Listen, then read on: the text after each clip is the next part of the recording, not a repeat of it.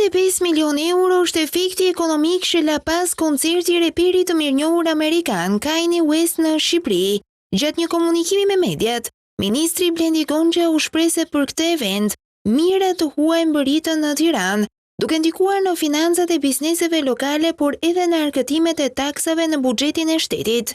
Vetëm eventin në fjalë me mbi 23.000 të huaj që kanë qenë pjesëmarrës në atë planet me atë fush magnetike që ishte publiku i asaj nate prej gati 60.000 spektatorësh, ka sjell një efekt direkt në vend, pra para që kanë qarkulluar dhe kanë ndikuar ekonomikisht në vend të rreth 35 milion eurove, dhe nga këto vetëm nga taksat ne kemi tejkaluar atë investim që kemi bërë për punë pak ditësh.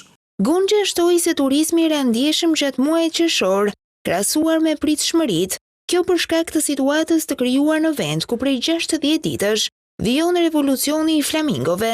Ato shifra po e thonë në një mënyrë shumë të fortë dhe troç që jemi duke lozur me një, si më thënë, rrezik që është shumë i madh për ekonominë e vendit dhe krijohet një precedent shumë i rrezikshëm i cili do shohim në muajin vijim natyrisht se si jemi duke ecur, por kjo nuk është për natyrë mungesash themi infrastrukturore apo problematike tjetër, se nuk mund të kemi dot një rënë të tillë.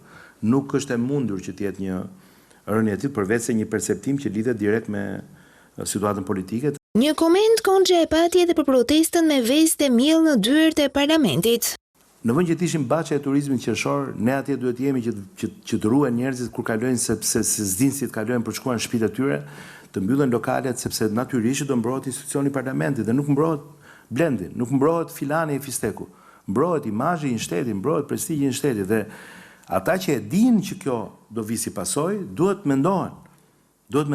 A ja vlen që ta çojmë të histori deri në këtë pikë sa të nxjerrim jashtë loje zonën tregtare numër 1, zonën tregtare turistike numër 1 të kryeqytetit?